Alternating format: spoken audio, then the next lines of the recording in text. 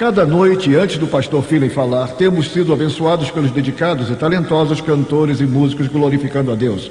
Escutem agora.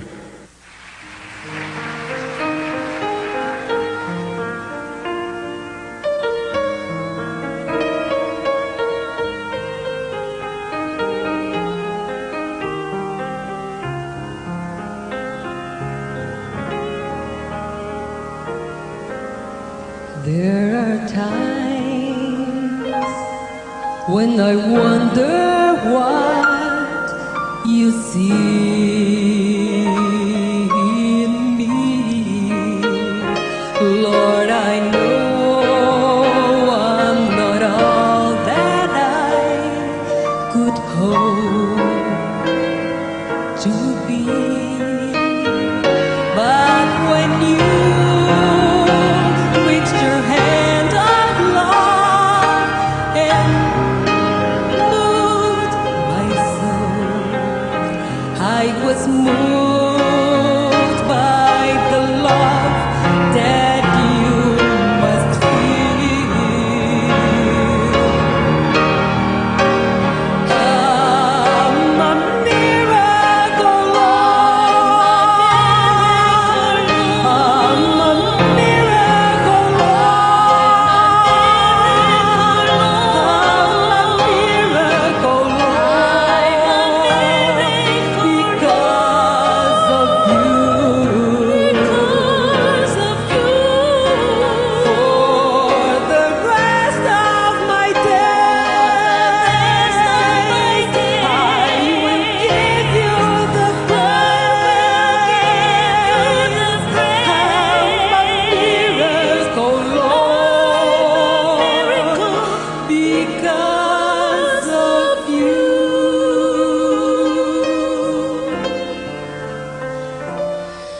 I was lost to the skills of men and bound to die.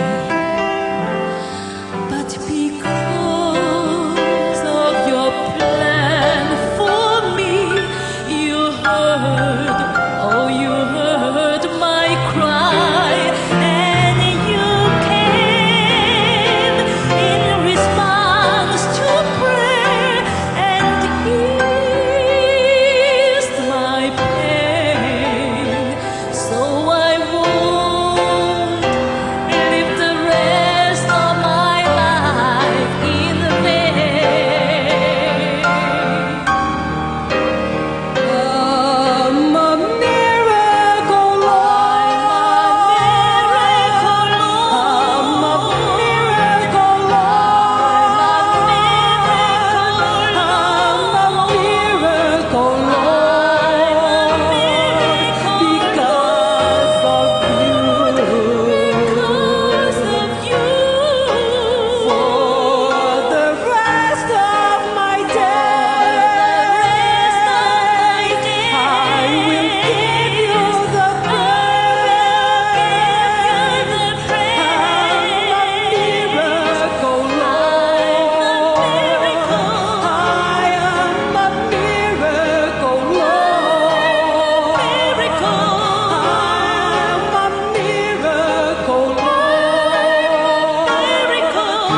because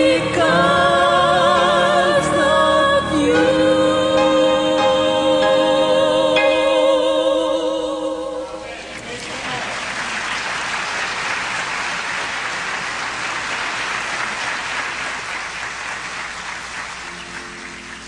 Joyfully sing hallelujah, glory in the highest, praising the name of God above, glory in the highest, glory and honor, praise, adoration, now let me sing unto our God. Singers should come, grateful thanks from the green, and let all your voice be sing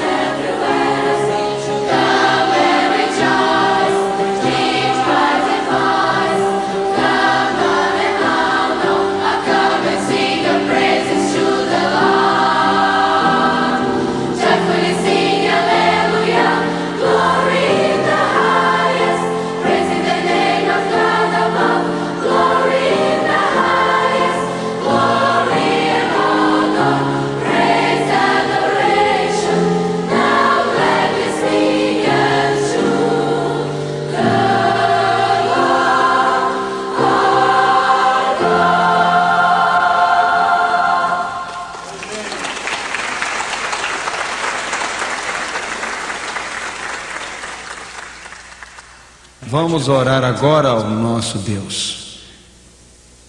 Querido Deus, nosso Pai, existe poder no nome de Jesus, existe força no nome de Jesus, existe perdão no nome de Jesus, existe graça no nome de Jesus. Te pedimos que Jesus enche o nosso coração com o seu amor e poder nesta noite, em nome de Jesus, amém.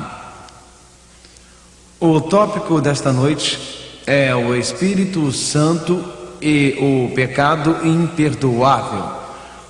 Você já parou para pensar o que é pecado imperdoável?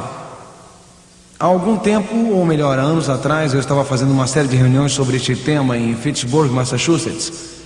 E em uma das noites após a reunião, eu estava cumprimentando as pessoas à saída, como faço em muitas das reuniões, quando um jovem me procurou e tinha um olhar perplexo e ele me disse: Pastor Finley, eu realmente preciso falar com o senhor. E eu disse: claro. E ele disse: mas não aqui. Suas mãos estavam tremendo. Ele estava pálido e dava para ver que algo estava perturbando muito aquele jovem. Então entramos novamente na igreja e nos assentamos. E ele disse: Pastor Finley, eu acho que eu cometi este pecado. E eu perguntei: você acha que eu cometeu qual pecado? E ele disse: eu acho que eu cometi este pecado. Eu perguntei: você acha que cometeu qual pecado? E ele disse: eu acho que eu cometi o pecado imperdoável. E ainda perguntou: qual é o pecado imperdoável? Muitas pessoas fazem esta mesma pergunta. Eu te pergunto: qual é o pecado imperdoável? Será o pecado imperdoável o assassinato? Falemos de Moisés, por exemplo. Existem aquelas pessoas que acidentalmente acreditam que se você cometer um assassinato, você nunca poderá ser perdoado porque tirou a vida de outra pessoa. Mas será o pecado imperdoável o assassinato?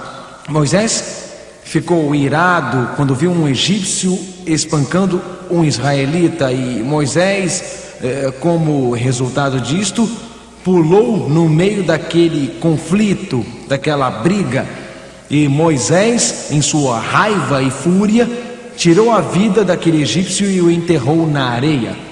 Moisés cometeu um assassinato, mas foi quando perambulava pelo deserto que Moisés sentiu a presença de Deus. E foi ali que Moisés pediu perdão a Deus. E vocês recordam que Deus tirou Moisés do deserto e Moisés guiou os israelitas da escravidão para Canaã. Moisés, o homem que cometeu um assassinato, se tornou um poderoso homem de Deus. E foi para Moisés que o próprio Deus entregou os mandamentos. Foi Moisés quem viu a glória de Deus. Então, com certeza não é assassinato que é o pecado imperdoável. Quando Moisés morreu, a Bíblia diz no livro de Judas que após ter morrido e não ter entrado na terra prometida, que Jesus lutou com Satanás pelo corpo de Moisés. O livro de Deuteronômio fala que a sepultura de Moisés foi procurada e não encontrada, e Moisés foi ressuscitado e levado para o céu. Mateus 17 fala sobre Moisés e Elias conversando com Jesus, Elias sendo levado para o céu, transladado sem passar pela morte, Moisés sendo ressuscitado, encorajando a Cristo um pouco antes de sua crucifixão. Deus pegou um assassino, transformou a sua vida, e mesmo após ter morrido, Deus ressuscitou Moisés, representando aqueles que serão ressuscitados quando Cristo voltar, simbolizando aqueles que estarão dormindo até Jesus voltar. Mas se Deus pôde ressuscitar Moisés, que cometeu o assassinato, certamente o assassinato não é pecado imperdoável. Será a mentira e o engano um pecado imperdoável? Falemos de Jacó. Jacó veio até o seu pai, que estava morrendo, e o enganou para receber a bênção da primogenitura. Mas quando Jacó, o mentiroso, o enganador, fugiu, você se lembra que ali Deus se manifestou em um sonho para ele, e ali Jacó se ajoelhou e entregou sua vida novamente a Jesus. Mesmo ele tendo mentido e vivido uma vida de engano, Deus ainda tinha seus olhos sobre Jacó. E a Bíblia diz no livro de Gênesis, no capítulo 21, eu nunca te deixarei e eu nunca te abandonarei.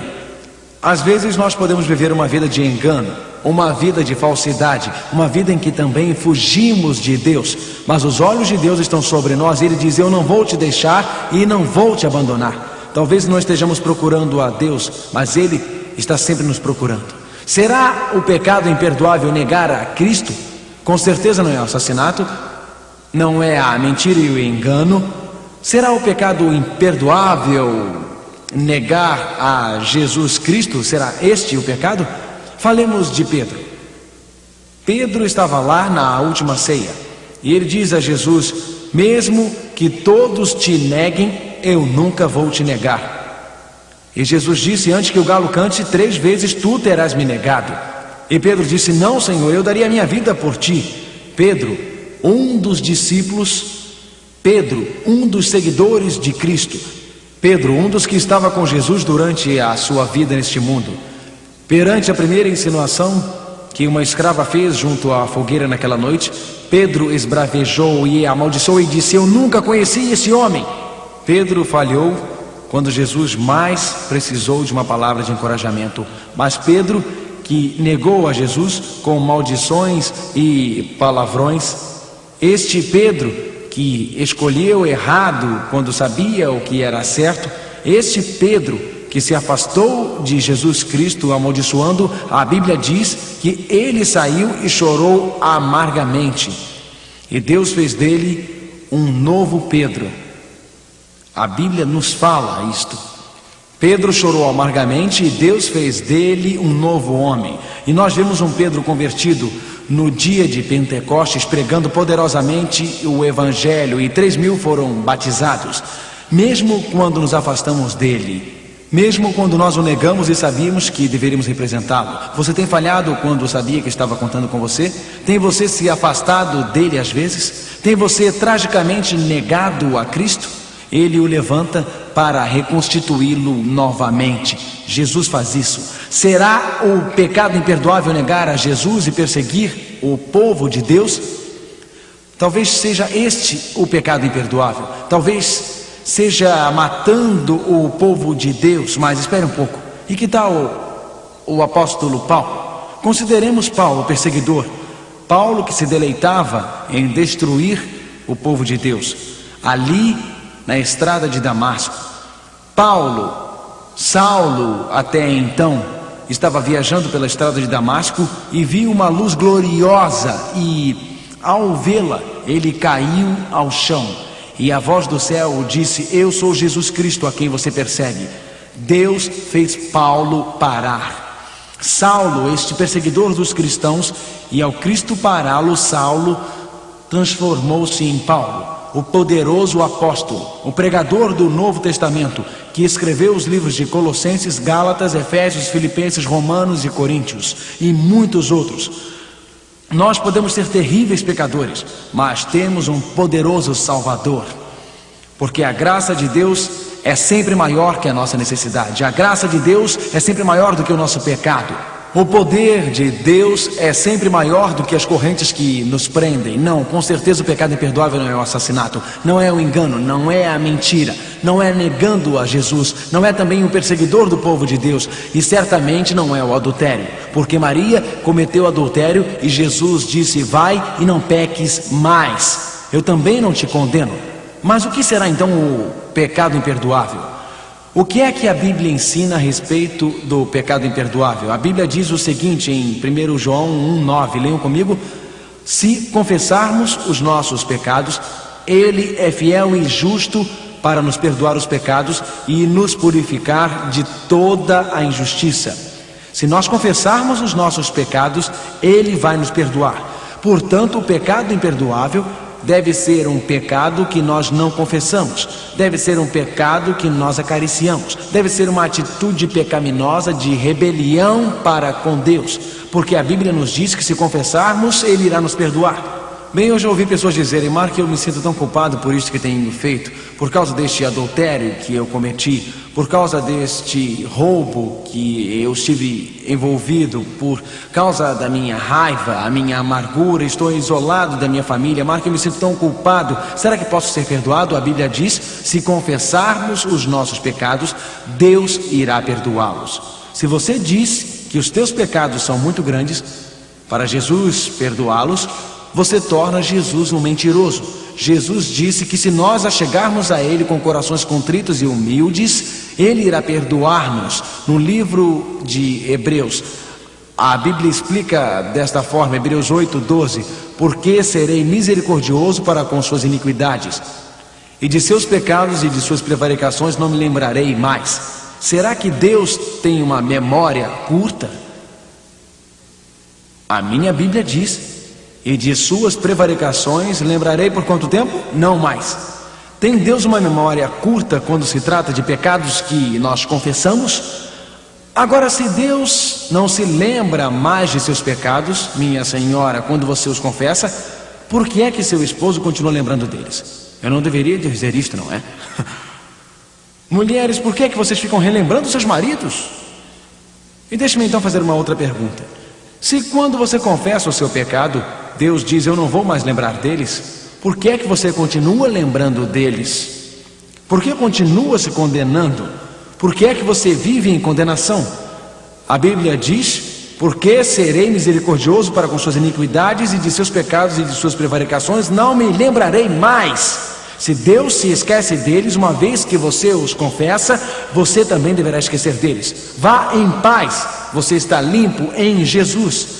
Quando Jesus subiu o monte do Gólgota, quando ele caiu perante o peso agonizante da cruz, e quando esta cruz estava lhe arrancando a vida, ele estava pagando o preço pelo seu pecado e pelo meu. Não existe um pecado tão grande que Deus não possa perdoar. João 3,16 diz, porque Deus amou o mundo de tal maneira que deu o seu Filho unigênito, para que todo aquele que nele crê não pereça, mas tenha a vida eterna. Que palavra maravilhosa, meus irmãos. Vindo junto à cruz, eu me ajoelho e confesso o meu pecado, expressando o meu arrependimento. E ao fazer isto, crendo em Jesus, o dom da vida eterna pertence a mim.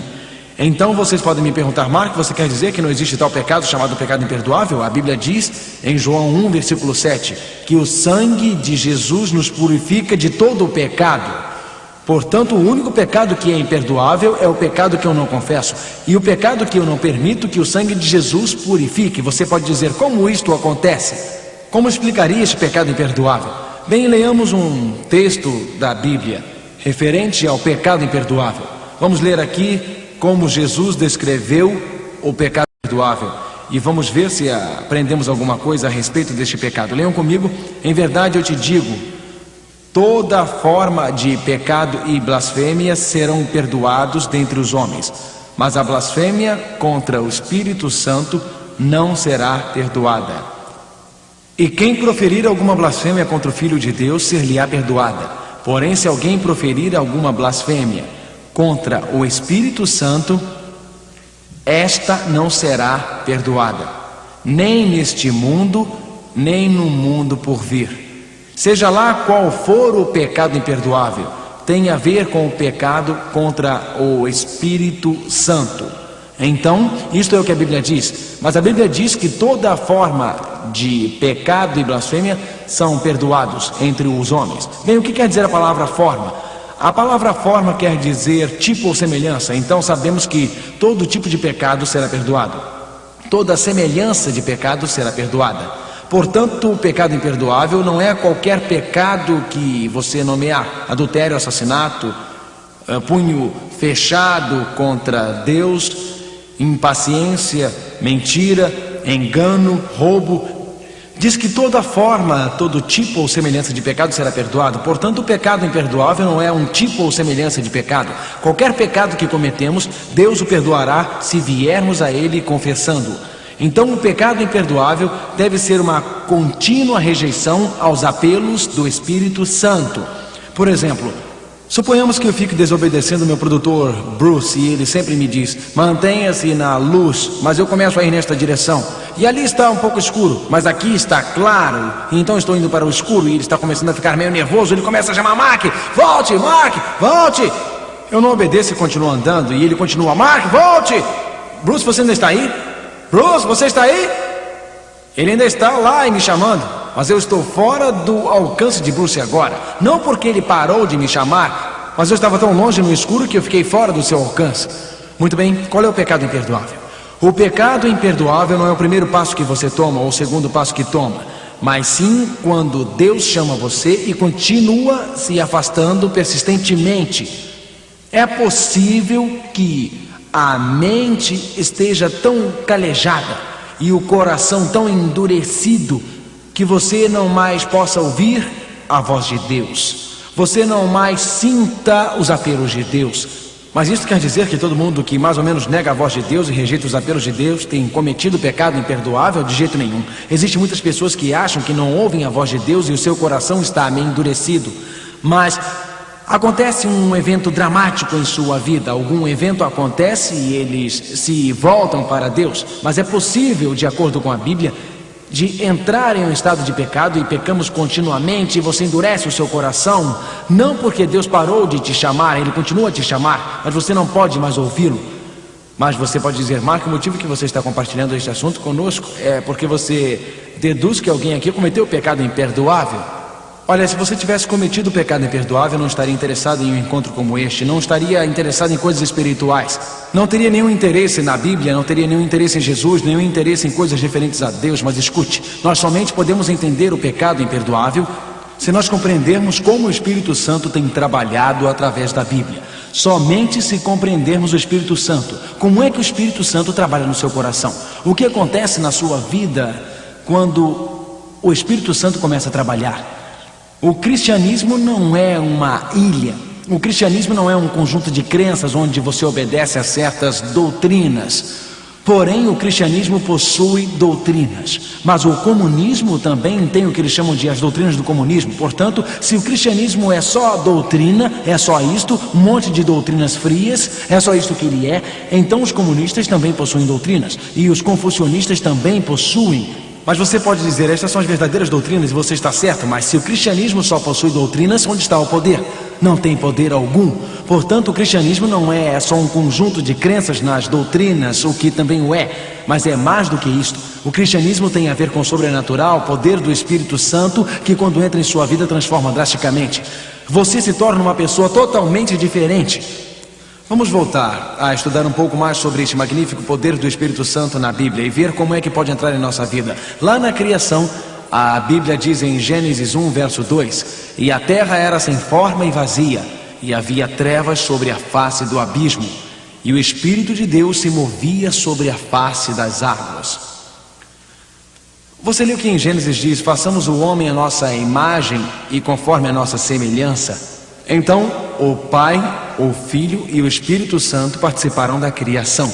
E quando Deus falou à terra e ela se transformou, Ele falou, e o Espírito levou a palavra de Deus e o mundo foi criado. O Espírito Santo é a terceira pessoa da Trindade. E na criação, o Espírito Santo teve uma parte ativa. Deus disse na criação: deixe a maré descer e a porção seca aparecer. E a palavra do Deus vivo, levada pelo Espírito de Deus, mantiveram a maré baixa. E Deus disse: vamos criar a terra do nada. E alguma coisa saiu do nada ao Espírito de Deus criar a terra. Deus disse: produz a terra árvores frutíferas. E o Espírito de Deus criou árvores frutíferas lindas que embelezaram o jardim. Se Deus tem tanto poder através do seu Espírito Santo, capaz de reter a maré, Ele pode reter as marés da maldade de sua vida. Se Deus tem tanto poder que somente através de sua palavra Ele pode criar um planeta e criar algo do nada, o Espírito de Deus pode tomar a sua vida e criar algo do nada que existe dentro de você. Ele pode criar os lindos frutos do amor e alegria e paz em sua vida através do Espírito Santo, mesmo que só haja um vazio agora. Se Deus na criação pôde enviar luz para um mundo escuro e iluminar este mundo com a sua luz, assim também Deus pode entrar em minha mente escura e sua mente e pela luz de sua verdade iluminar a nossa mente. O Espírito Santo é poderoso. O Espírito Santo cria luz onde só há trevas. O Espírito Santo nos tira de uma depressão. O Espírito Santo nos tira do desânimo. O Espírito Santo nos capacita a quebrar as correntes que nos prendem e a seguirmos livres. O Espírito Santo cria novamente em nossa vida algo do nada, alguma coisa do vazio, alguma coisa da escuridão. O Espírito de Deus estende sua mão e nos toca. Nos dias de Noé, durante 120 anos, Noé pregou que o mundo seria destruído por um dilúvio. E naquela sociedade ateia, naquela sociedade fria, naquela sociedade moralmente pervertida, naquela sociedade imoral, naquela sociedade de violência, corrupção e embriaguez, até mesmo ali o Espírito Santo estava trabalhando nos corações. Gênesis 6, verso 3 diz: porém, não contendará o meu Espírito para sempre com o homem. O Espírito Santo estava atuando nos dias de Noé. O mundo seria destruído pelas águas. O Espírito Santo estava tocando os corações. O Espírito Santo estava apelando aos corações. O Espírito Santo nos convence do pecado. Ao abrirmos o nosso coração a Deus, Ele opera um milagre divino através do Espírito Santo. E nos dias de Noé havia resistência. Nos dias de Noé havia o endurecimento do coração, o bloqueio da mente. E quando as águas do dilúvio vieram, nos dias de Noé, homens e mulheres se perderam, não porque eles não poderiam ter sido salvos. Eles se perderam não porque Deus não lhes deu uma oportunidade. Eles se perderam, alguns deles, porque as suas posses materiais significavam mais do que Cristo. Eles se perderam porque seus amigos e relações sociais eram mais importantes do que seguir a verdade de Cristo. O Espírito Santo apelou ao seu coração. O Espírito Santo lhes deu uma oportunidade. O Espírito Santo revelou-lhes o que era certo. Mas nos dias de Noé, milhares e muitos milhares resistiram aos apelos do Espírito Santo.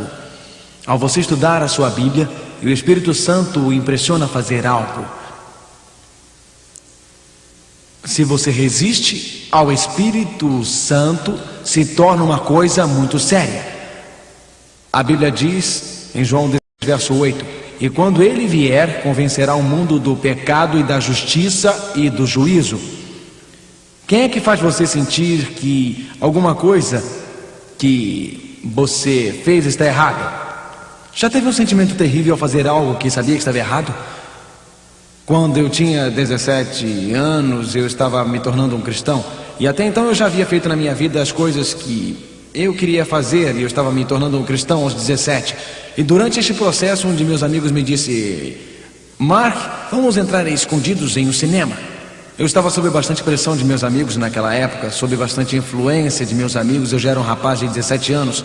Eu não era um cristão batizado naquela época. Então eles disseram: nós temos um plano. Vamos comprar ingressos e entrar pela porta da frente. Você sabe, no cinema, você entra pela porta da frente e sai pela porta do fundo, enquanto a nova sessão entra no cinema. Então eles compraram seus ingressos, entraram no cinema e se assentaram na primeira fila. Então, enquanto o lanterninha não estava lá, eles saíram agachados pelas portas laterais e colocaram pedaços de papel para que não travasse. E nós, rapazes, deveríamos vir quando víssemos aquela frestinha na porta e abrir a porta e entrar. Será que vocês podem imaginar eu agachado, entrando escondido pela porta do cinema? Uma mulher ali disse que sim: eu quero falar com você após a reunião. Mas de qualquer forma, eu tinha 17 naquela época e não era um cristão, lembre-se? Então eu estava entrando, me arrastando no chão para entrar neste cinema. E de repente eu tive um insight. O que é que a Bíblia diz? Quando ele vier, convencerá o mundo do pecado e da justiça e do juízo. Enquanto eu estava junto ao chão, havia 3 rapazes atrás de mim. E eu imediatamente comecei a pensar: e se meu pai me visse agora? E se a minha mãe me visse agora? E se este assunto fosse a capa do jornal da minha cidade e eu estivesse na frente de um juiz agora? E se eu fosse condenado à cadeia? E se Deus soubesse disso agora? E pessoal, eu não consigo descrever para vocês o sentimento de culpa que veio sobre mim.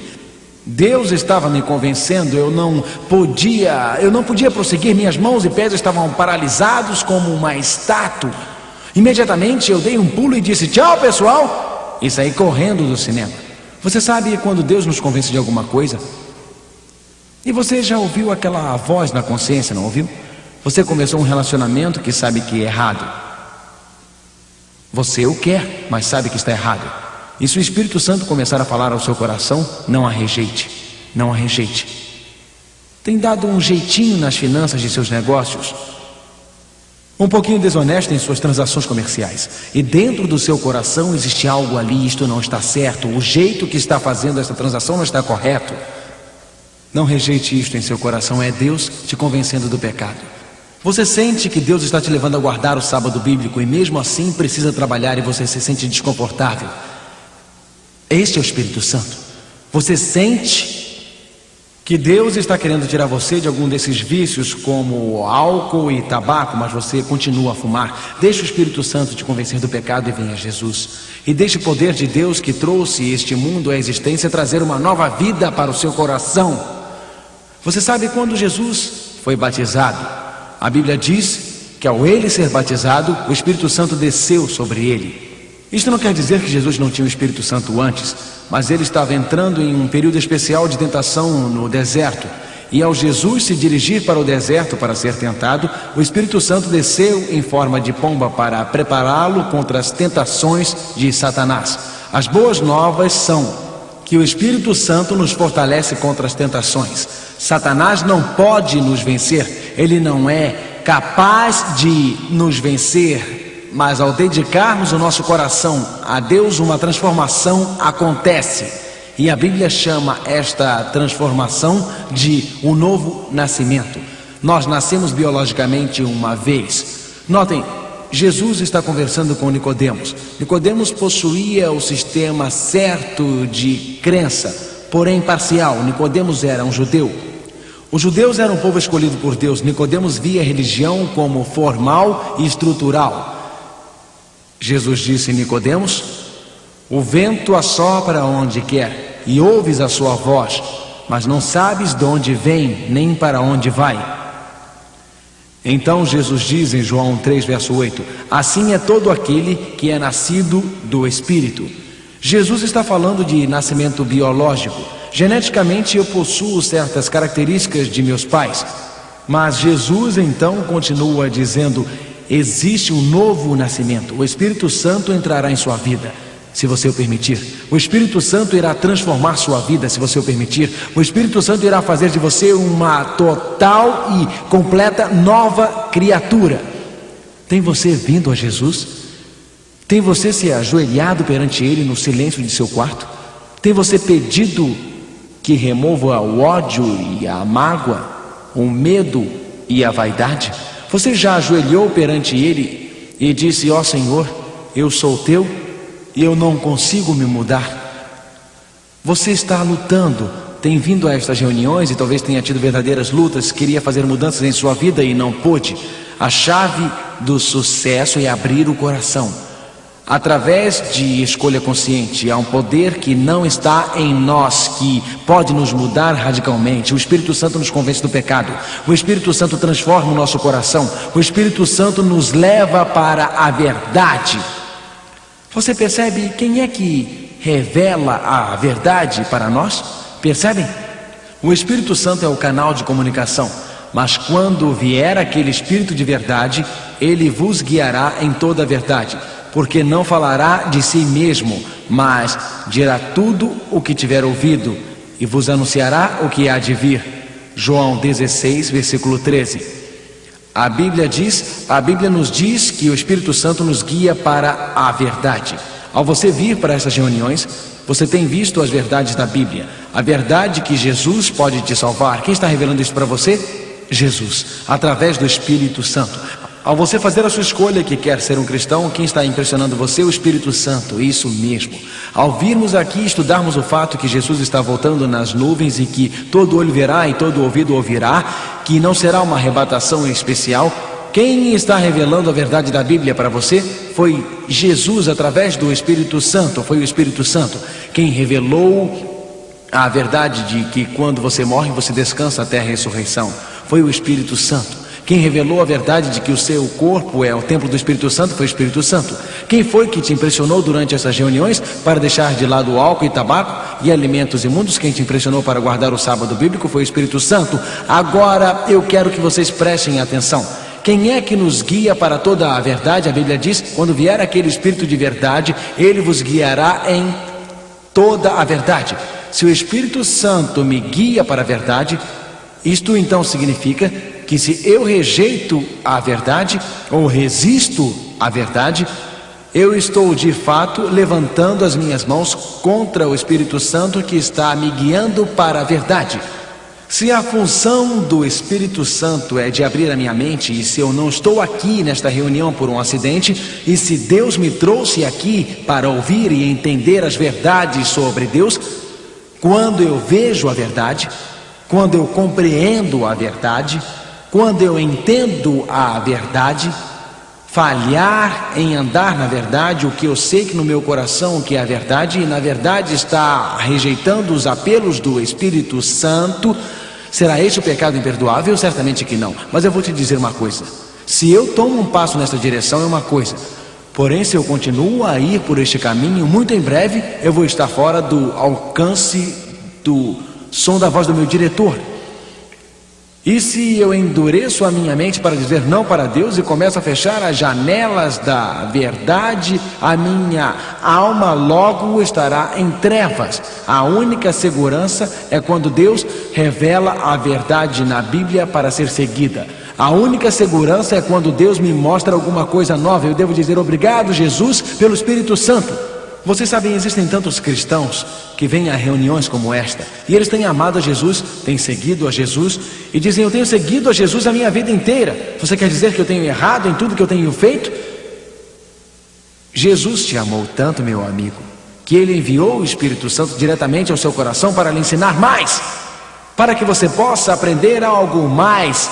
Não é que você não tenha sido um cristão, não é que você não tenha amado Jesus antes, mas quer dizer que o Espírito Santo tem algo mais para você. E se o Espírito Santo quer guiar a mim e a você para uma maior verdade, nós o queremos, não é mesmo? Com certeza, resistir à verdade é resistir ao Espírito Santo. Bem, como é que eu posso ser cheio pelo Espírito Santo? De que modo eu posso ser tão cheio pelo Espírito Santo?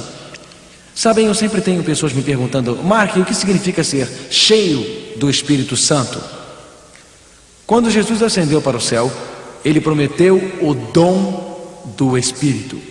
E Ele disse: eu vou deixar-vos, mas quando eu for, eu vos darei o dom do Espírito. E isto é que Jesus disse, Atos 1, verso 8: recebereis poder quando o Espírito Santo vier sobre vós. Você gostaria de ter poder em sua vida para ser um cristão? Gostaria de ter poder em sua vida para compartilhar Jesus com outras pessoas? Gostaria você de um poder sobrenatural? Jesus prometeu. É isto que Jesus disse. Respondendo como nós respondemos ao Espírito Santo, como é que Jesus daria este poder do Espírito Santo? Para quem daria Ele este poder do Espírito Santo? A Bíblia é bem simples neste assunto. Vocês sabem, Jesus disse: se vocês me amarem e guardarem os meus mandamentos, eu vou pedir ao Pai, e Ele vos enviará um ajudante que estará convosco para sempre. Até mesmo o Espírito da verdade. Jesus disse: se me amardes, fareis o quê? Guardarás os meus mandamentos, e eu vou lhes enviar um auxiliador, o Espírito Santo. Quando eu venho a Jesus e aceito a sua graça, quando eu decido em meu coração obedecê-lo, Ele me dá poder adicional para viver a vida cristã e compartilhar o seu amor com outros. Como é que eu recebo o Espírito Santo? Eu o recebo ao me entregar para Jesus. Eu o recebo quando decido seguir a verdade de sua palavra. Eu tenho muitos amigos pentecostais, e meus amigos pentecostais dizem: pastor, acredita em ser cheio do Espírito Santo? E eu respondo: eu acredito no dom do Espírito Santo mais do que vocês acreditam. Os meus amigos dizem: pastor Mark, acredita no Espírito Santo mais do que nós? Como assim? E eu digo: claro, porque aqui está o que a Bíblia diz. Atos 5, verso 32. E nós somos testemunhas acerca destas palavras, nós e também o Espírito Santo, que Deus deu àqueles que lhe obedecem. Portanto, quem é que recebe a plenitude no Espírito Santo? As pessoas que fazem o quê? Lhe obedecem. Será que as pessoas lhe dizem que os 10 mandamentos foram abolidos? Será que dizem isso? Serão essas pessoas cheias do Espírito Santo? De jeito nenhum. Nós recebemos a plenitude do Espírito Santo quando nós aceitamos os ensinamentos da Bíblia e quando abrimos o nosso coração para ser obedientes a Deus. É assim que recebemos a plenitude do Espírito Santo. Se você anseia a plenitude do Espírito, entregue a sua vida a Jesus Cristo. Mas você pode dizer: eu achava que a plenitude do Espírito Santo vinha quando alguém falava em línguas. O que é que a Bíblia diz a respeito do dom de línguas? Bem, primeiro, em Atos capítulo 2, o dom de línguas foi dado no dia de Pentecostes. E cada pessoa foi capaz de entender na sua própria língua.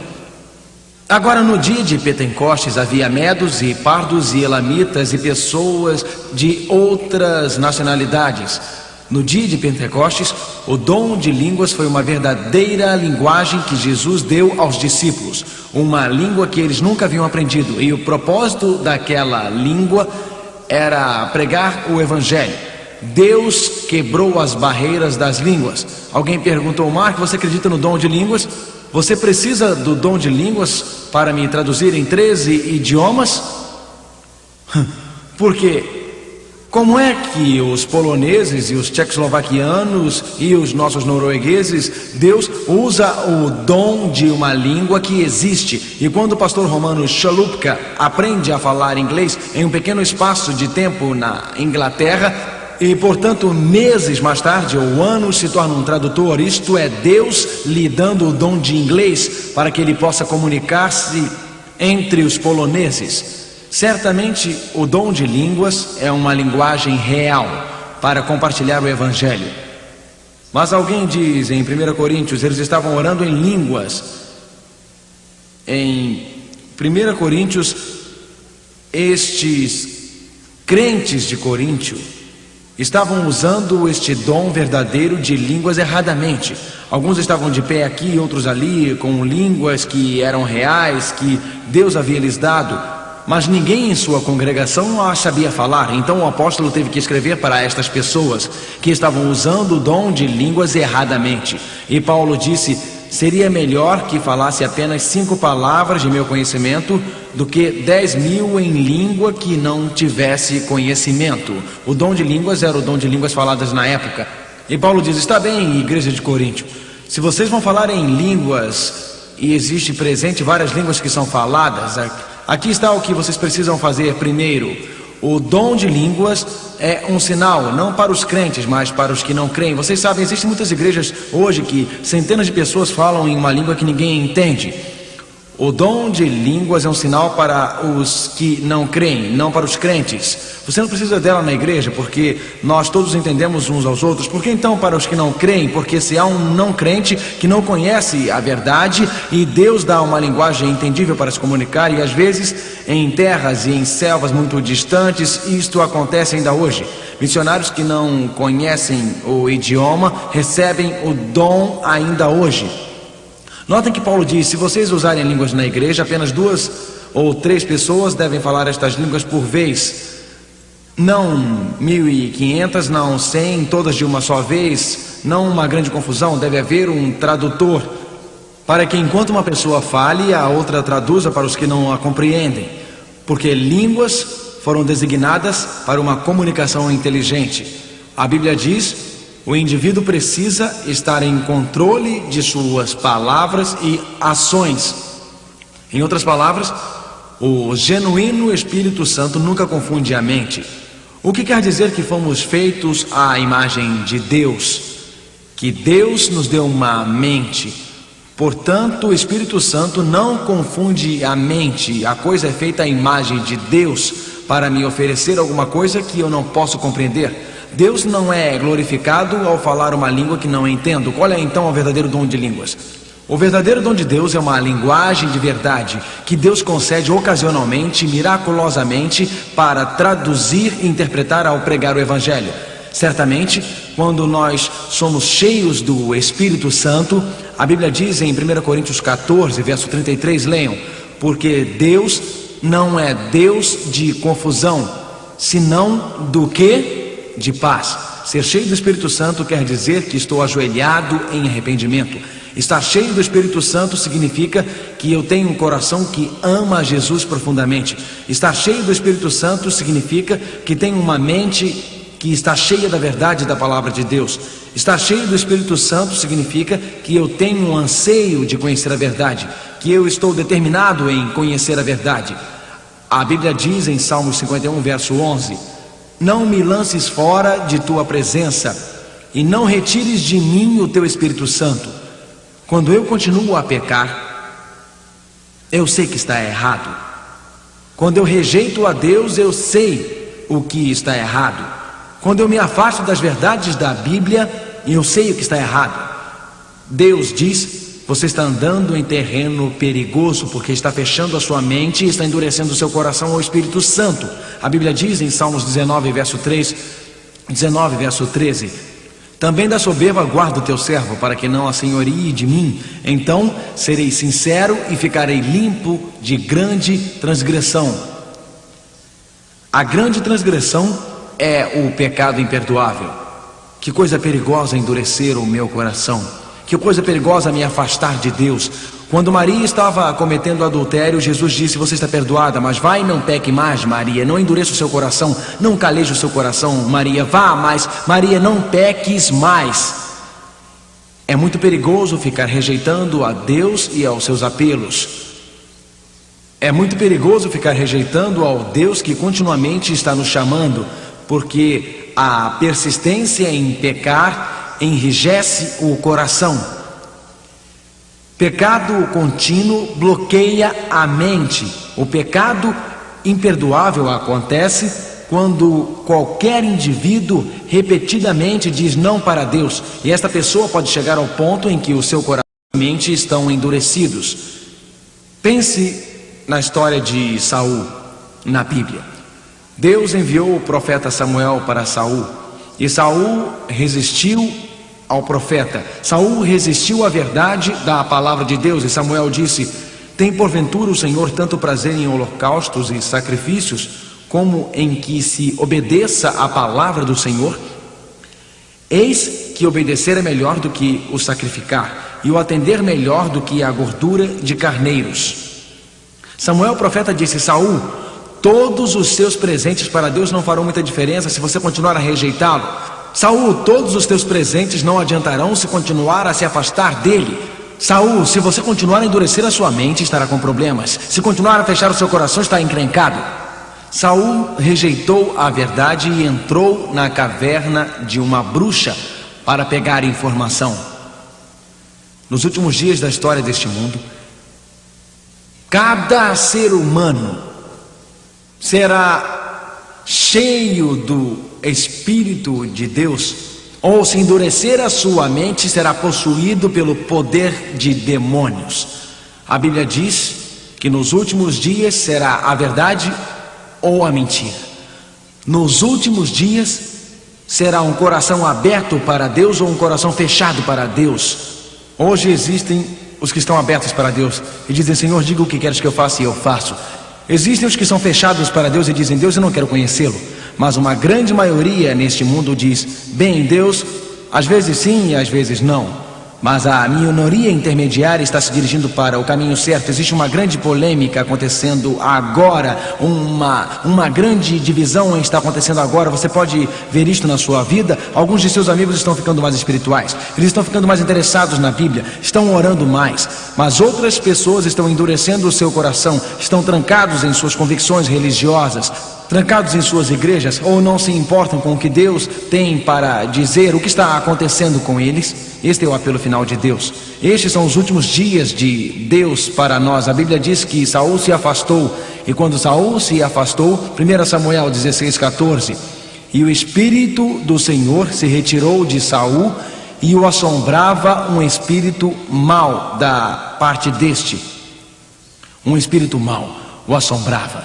Amigos, se nós nos afastarmos de Deus, um espírito mau nos assombra.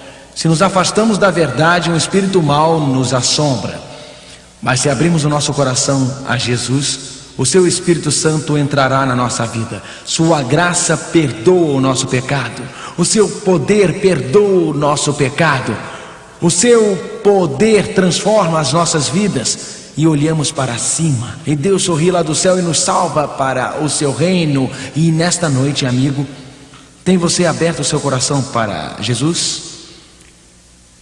Existe alguma coisa na sua vida que não está em harmonia com a vontade de Deus? Ao vocês estarem vindo às reuniões, milhares e milhares têm aceito a Jesus Cristo. Vocês estão crescendo em Jesus. Eu não estou apelando para você nesta noite. Milhares e milhares têm feito sua decisão para o batismo. Eu não estou falando com vocês. Nesta noite eu estou apelando para 3 classes de pessoas.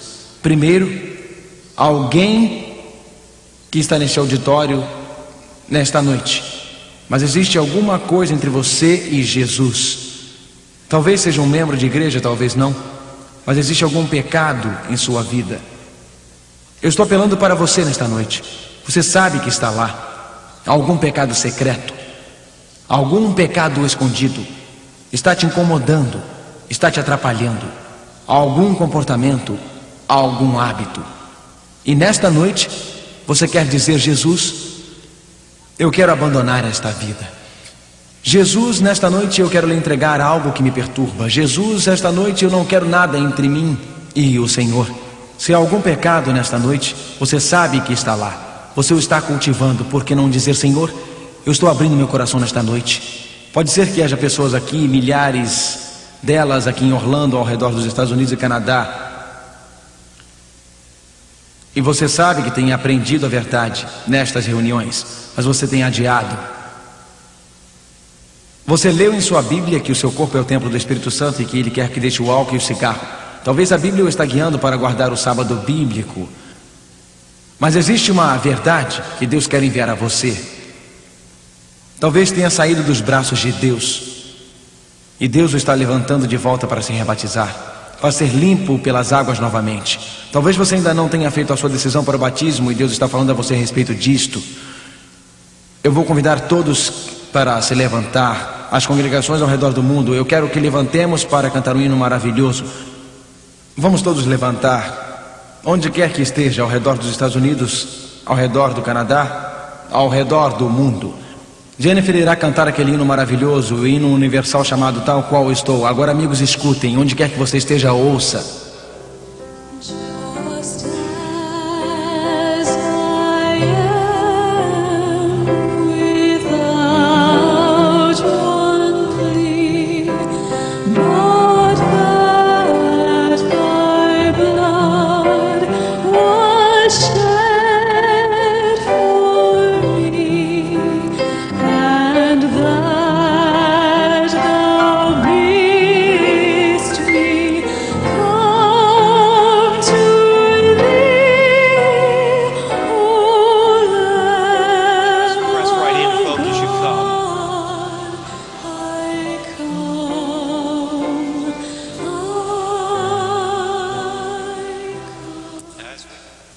Deus os abençoe. Se você ainda não aceitou a Cristo, apresse a sua decisão, decida-se por Cristo. Amanhã nós estaremos aqui neste mesmo horário. Que Deus os abençoe e boa noite.